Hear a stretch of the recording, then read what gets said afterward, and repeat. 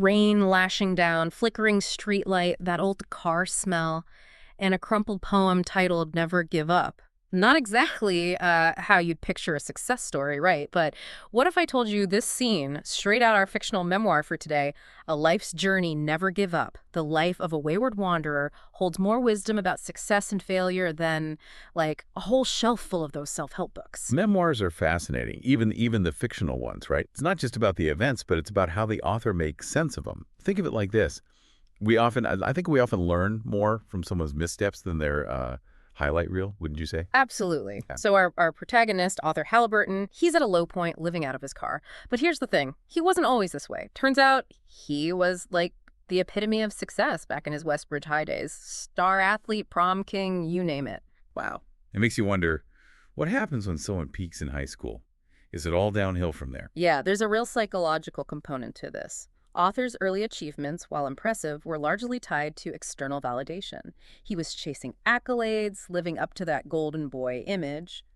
This sets a dangerous precedent for how we define success later in life, right? Right. Have you ever felt that pressure, that need to constantly prove yourself based on, external measures? Yeah, it's almost like society hands us a script, Yeah, and we feel obligated to follow it, even if it doesn't, feel quite right. exactly. And when Arthur reaches college, that script starts to falter. Hmm. The competition's tougher, the stakes are higher, and suddenly his tried and true methods, they aren't cutting it. And to make matters worse, he's got Coach Thompson's voice stuck in his head. College, Artie, that's your ticket. What happens when that ticket doesn't lead you where you thought it would? What happens when you realize you bought into someone else's definition of success? It's a tough place to be. It really is. Mm-hmm. And for Arthur, this disillusionment leads him down a path many find alluring, particularly those seeking a quick fix for their internal struggles. He stumbles upon the world of multi-level marketing, ACN. ACN, the siren song of easy money and quick success.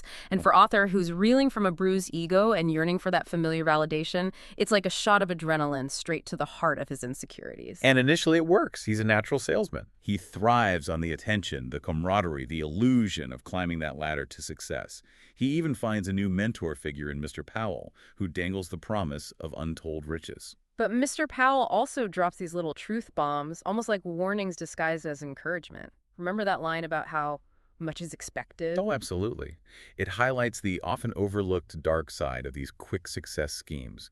They prey on our vulnerabilities, our desire for external validation, often leading to a deeper sense of emptiness when that initial excitement fades. So we see Arthur riding high on this wave of ACN success, but the cracks are starting to show. He's making money, but is it fulfilling him? Is he truly happy or just chasing a fleeting high? And this is where the memoir format shines. We get a glimpse into Arthur's internal struggle, the dissonance he feels between his outward success and his growing internal emptiness. It makes you think, how many people out there are stuck in that same cycle, chasing external markers of success, the fancy car, the big house, without addressing like the underlying need for genuine purpose and fulfillment? It's the classic tale of the hedonic treadmill, isn't it? Right. We achieve one goal, experience a fleeting sense of satisfaction, and then immediately set our sights on the next bigger, better thing, never quite reaching a place of true contentment. It's wild, right? Like you can have the money, the success, everything society tells you to want, but still feel kind of empty inside. That's Arthur right now at the start of this next chapter. Yeah, totally caught in that loop, using achievements to cover up his struggles. And like we were saying earlier, it's easy to fall into that trap. For sure. And as if things weren't complicated enough, life throws him a curveball. His dad passes away. Big moment in the book, and not just because of the grief. It forces Arthur to confront a side of himself he's been avoiding.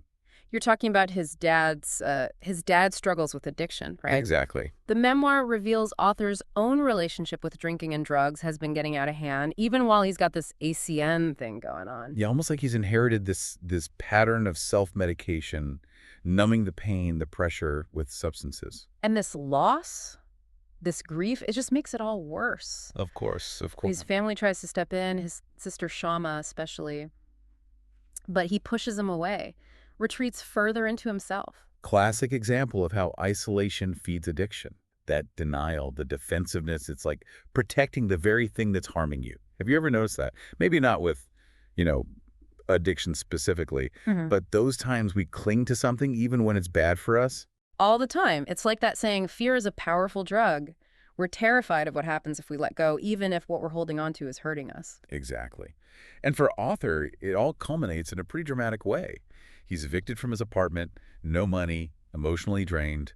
Talk about rock bottom. Lost his dad, pushing away his family, the ACN thing's fallen apart, and he's back to square one, literally living out of his car again. Like, all that chasing after validation led him right back to where he started. Only now, there's all this grief and regret piled on top of it. Oof, yeah. Tough break. It reminds us that real success isn't about outrunning our issues, it's facing them head on. Building that foundation of resilience to handle whatever life throws at you. So what happens next? Does this break him completely, or does he finally turn things around? Well, this is where things get interesting. Remember Shama, the sister who's been trying to get through to him? Yeah. She's not giving up on him. She offers him a place to stay, but with conditions. That tough love he needs, but doesn't even realize he wants, right? It makes you think about what real support looks like, huh? Absolutely. It's about setting those healthy boundaries, Yeah. being there for someone even when it's hard, believing in them when they don't even believe in themselves. And that's where we'll leave Arthur for now. At this crossroads despair, but also this chance for redemption. He has the opportunity to rebuild, but will he take it?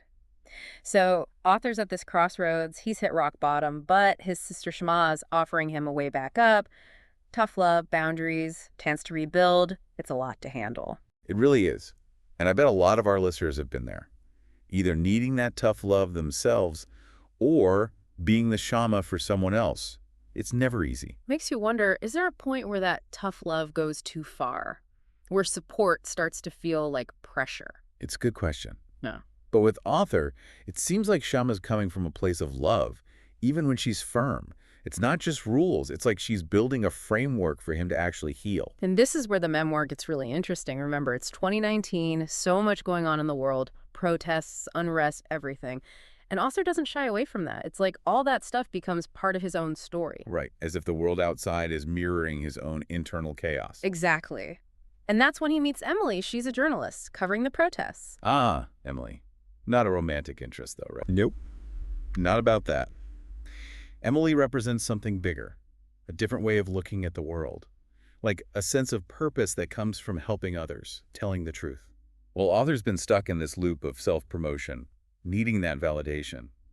Yeah, it's a stark contrast. Total contrast. She's out there documenting these huge moments, giving a voice to people who don't have one. And as he spends time with her, seeing that dedication, something changes in him. It's like a light bulb moment or something. Yeah, like he starts to see a way forward, a way to use his own pain, his story, and make it mean something. And that's how Man on the Street is born. His YouTube channel where he interviews everyday people, their lives, their struggles, what they hope for. Raw, unfiltered, real conversations. And I think that's why people connect with it so much. He's not some guru. He's down there in it with them. It's like all this stuff he went through, the addiction, hitting rock bottom. It becomes this way to connect with others. He's turned his pain into empathy, building a bridge instead of a wall. And by doing that, he starts to heal himself.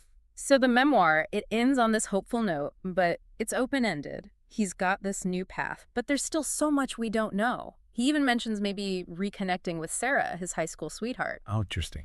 But it's almost like he realizes that being happy, finding peace, it's not about someone else, not even someone from his past. It has to come from within. And isn't that what this all comes down to? Never give up isn't about chasing some rigid idea of success.